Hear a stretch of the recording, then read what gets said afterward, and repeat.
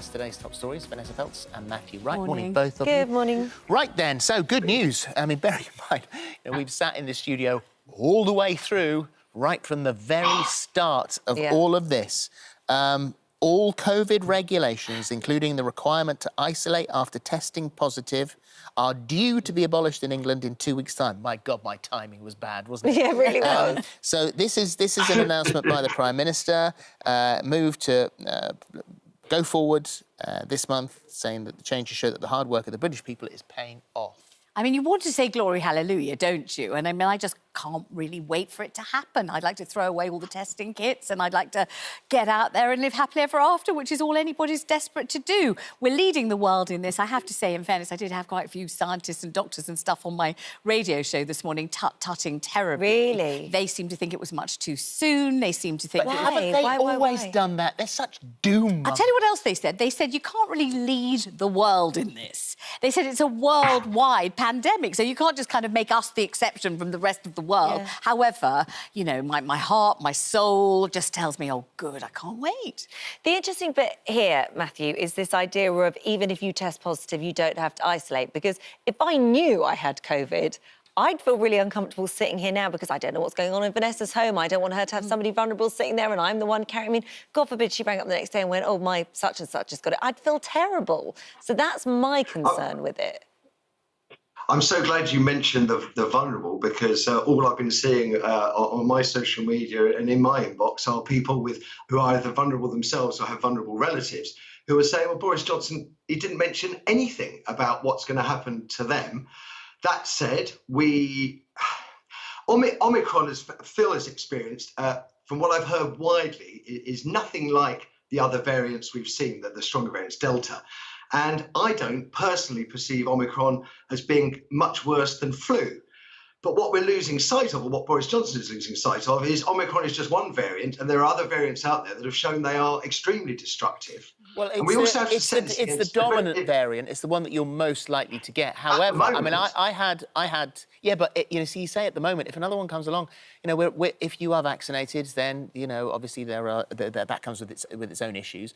But I was proudly vaccinated, my 3 vaccinations, and I had not one single solitary symptom. However, people who have had Omicron have been very poorly. Yes, I mean, my close relatives have just had it, literally just now. One of them finally got a negative test. That's another thing. You can say positive for absolutely ages before the thing goes negative. And they had a pretty horrible time. I mean, they haven't ended up in hospital. They weren't fearing for their lives, but really unpleasant, you know, hellish fevers, terrible racking coughs, very agonising back pain, which seems to be a feature for some people of Omicron. So they've had a stinker of a time. So but if you don't come out, Matthew, if we don't start to do this, how long do we stay in?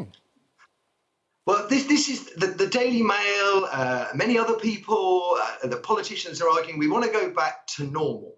And all I would say is if you look at the countries that have done best with COVID, and despite ministers and Boris Johnson saying it, the UK hasn't done very well at all. We have the 7th worst death count in the world out of 220-odd countries, so that's not good. If you look at the countries that have done best, they've been aware of viral pandemics or endemics since the mid-noughties, and they have mask wearing, they're very quick on public health action. And I think the new normal is we have to be on our guard. And I think mandates like masks, which are so little inconvenience, really. There are some people, oh, I can't wear a mask, it infringes my freedoms. It's such a nonsense argument. It's a tiny little gesture that makes a small difference in preventing the transmission. And I'm along with what I read in the Daily Mail, 75% of people think that COVID isolation rules should stay in place for at least another few months.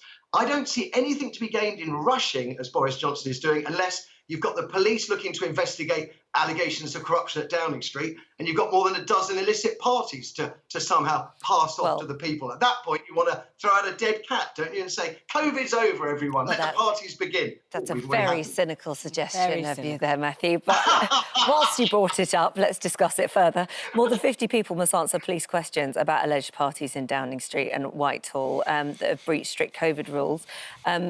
This is Operation Hillman. It's an investigation into events on 8 dates between May 2020 and April 2021. 2021. I mean, I think the kind of lighter side of this is you really want to be a fly on the wall when they ask the questions like, was it a chipolata? Was it on a stick? You know, were you blowing one of those party whistles? Did somebody ambush you with cake that you really didn't want to eat and you suddenly found yourself singing happy birthday by mistake? You know, were you doing just a little bit of the Macarena? And what was actually, you know, did you mean to? Was it a mistake? Was that actually part of your business meeting? I mean, that's the lighter side. What are the people actually going to ask? And what answers are people going to give? I mean, you're either there or not. You know whether it was a party or not, for goodness sake. But the serious side can never be forgotten, and that's all the people who had their lives so curtailed and spoiled at the time and can't forgive and won't forget. And why should they, in a way? Matthew? The notion that police work is now done by questionnaire does seem bizarre. If you have 50 people in a room and you give them a questionnaire, it's not beyond the realms of, I know they're all going to be in the same room, but it's not beyond the realms of possibility that people doing the questionnaire may actually talk to one another. I mean, that is a possibility. It would be the wrong thing to do, but it's possible. So I'm not exactly convinced that questionnaires is the best way to do detective work, but at the same time, the actual allegation is relatively trivial. It's not a crime, it's a rule-breaking allegation that is still nevertheless punishable with fines. What's tragic is that we've got the amount of money, more public money, billions has already been wasted and lost, and here we are spending more public money investigating something that Vanessa's just said. At least 50 people know the truth. One of them is Boris Johnson, leader of this country. And I find it astonishing we're still trying to get to the truth about this. The first party over a year ago.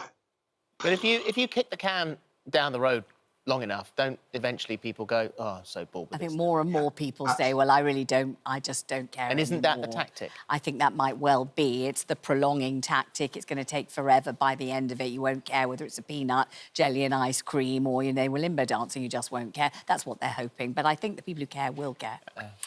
Yes, what is your... I think it's difficult to forget.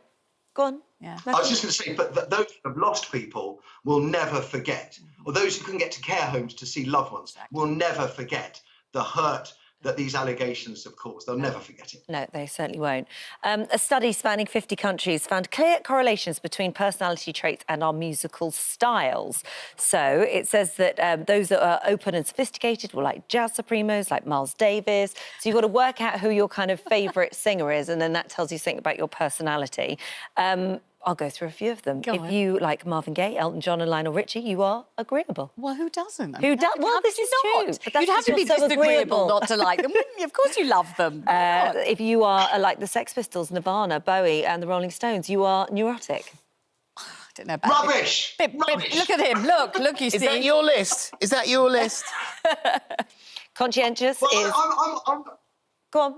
I found that I like David Bowie, so I'm neurotic, but I like Jimi Hendrix, so I'm open. And it's laughable. Well, my favourite headline today, did you see the Telegraph's coverage of this, where they said, if you really want to find a good friend, you find a reggae lover, and that's me. I love a bit of reggae. Yeah, mellow and loving and rhythmic and sexy. Listen to this. Yeah. Oh, come on. You can feel it straight away. That's the beat of the heart. That's the beat of the heart. And also the rhythm of making love. Oh, dear Lord. Who doesn't love reggae, for goodness sake? I was really enjoying that, Tommy Matthew, Cooper until he started doing a Tommy Cooper impression. Thank you both. Thank you very much. Thank you.